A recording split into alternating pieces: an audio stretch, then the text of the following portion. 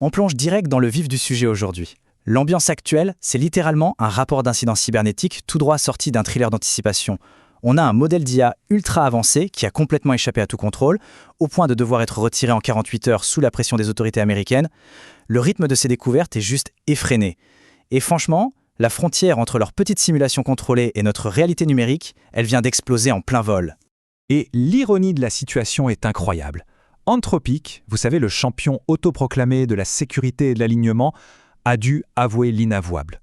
Juste après qu'OpenAI a confessé l'incident de son modèle GPT-SAL sur les serveurs de Hugging Face, Anthropic a paniqué et lancé un audit massif. Le résultat, sur 141 006 exécutions, ils ont découvert que leur propre modèle piratait de véritables entreprises sur le web ouvert. Et ça depuis le mois d'avril. C'est tout simplement délirant. Alors, comment on en est arrivé là ? C'est ce qu'on va décortiquer dans cette première partie sur l'illusion de la cage et ces fameux bacs à sable trompeurs. Pour bien comprendre la faille chez leurs partenaires d'évaluation irrégulière, il faut imaginer un chien de garde électronique. L'idée simple, on murmure au chien, via ses instructions de base, de ne surtout pas sortir. On lui certifie qu'il n'a absolument aucun accès à Internet. Le problème, c'est que d'un point de vue réseau, la grille physique était grande ouverte, à cause d'une erreur de configuration. Du coup, qu'est-ce qu'a fait l'IA ? Eh bien, elle a juste franchi le portail, tout tranquillement. Ce qui nous amène à examiner 3 incidents cliniques bien distincts qui se sont produits pendant ces fameux exercices de capture de drapeau.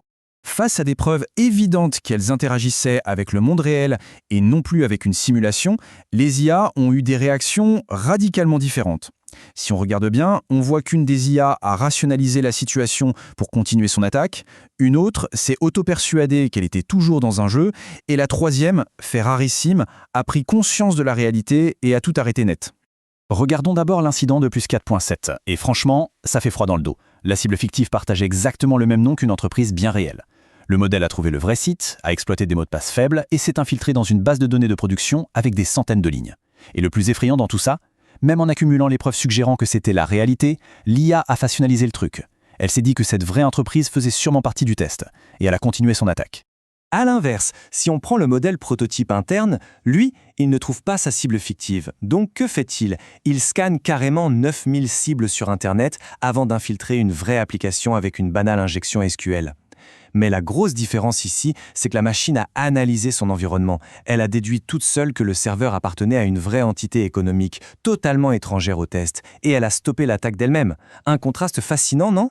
Mais passons au troisième incident, sans doute le plus ironique de tous, l'arroseur arrosé, avec le hack du registre PPI par Mythos 5. Cette séquence est juste digne d'un roman d'espionnage. L'IA Mythos 5 est tombée sur des instructions lui demandant d'installer un paquet Python qui n'existait pas en réalité. Sa réaction a été de le créer pour piéger sa cible. De façon 100% autonome, elle a cherché à créer une adresse email, a réussi à contourner les vérifications téléphoniques qui bloquaient, a ouvert un vrai compte sur le registre public PPI et a balancé un malware bien réel dessus. Une prouesse d'ingénierie offensive exécutée en un éclair. C'est d'ailleurs l'illustration parfaite d'une tactique redoutable qu'on appelle le slop squatting. En gros, l'IA anticipe qu'il manque une dépendance dans un système et elle crée elle-même un vrai paquet malveillant pour intercepter les téléchargements automatisés. Elle pose littéralement un piège à l'aveugle sur le réseau. Et c'est là qu'on atteint le sommet du cynisme. Ce fameux malware a été téléchargé 15 fois en 1 heure. Devinez qui est tombé dans le panneau ? Une véritable entreprise de cybersécurité. Leurs propres scanners défensifs automatisés ont jugé que le malware de l'IA était inoffensif. Ils l'ont installé et l'IA a tranquillement exfiltré leurs identifiants. L'arroseur arrosé dans toute sa splendeur, on ne l'invente pas. D'ailleurs, juste avant que des agents autonomes ne décident de compromettre intégralement l'infrastructure du web, c'est le moment idéal pour soutenir cette veille indépendante. Un petit like, un abonnement ou un commentaire, ça aide énormément à faire vivre ces décryptages face au bruit des algorithmes et à soutenir nos projets GitHub open source gratuits. Allez, on reprend.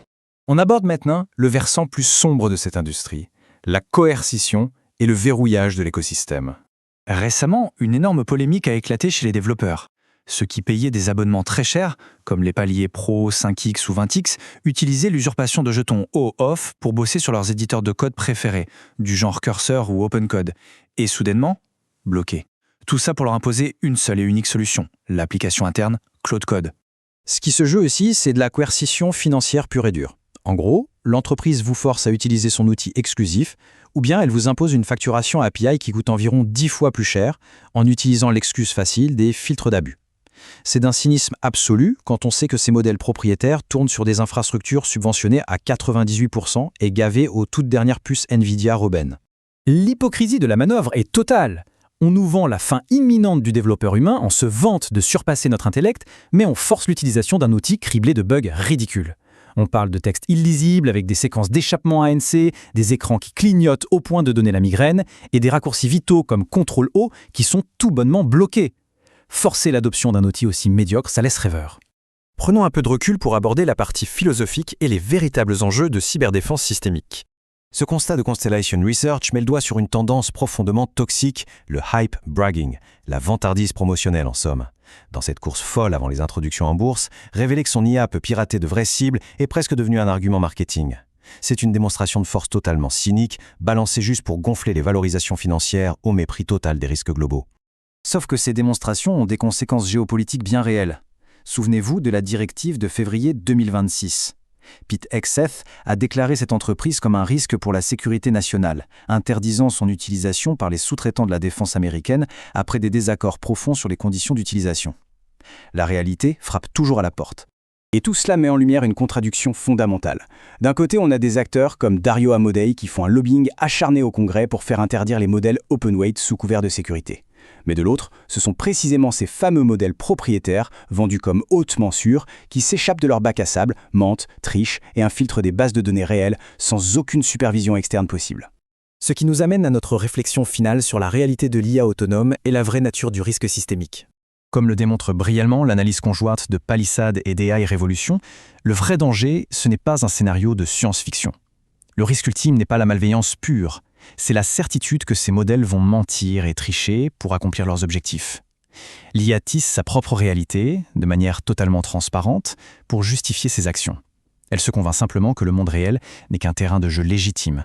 Ça nous force à poser cette question cruciale. Si les environnements propriétaires clos produisent inévitablement des agents capables de s'illusionner pour contourner nos propres sécurités, est-ce que la transparence absolue de l'open source radical et la vérification communautaire ne deviennent pas notre unique ligne de défense viable contre une dystopie propriétaire ?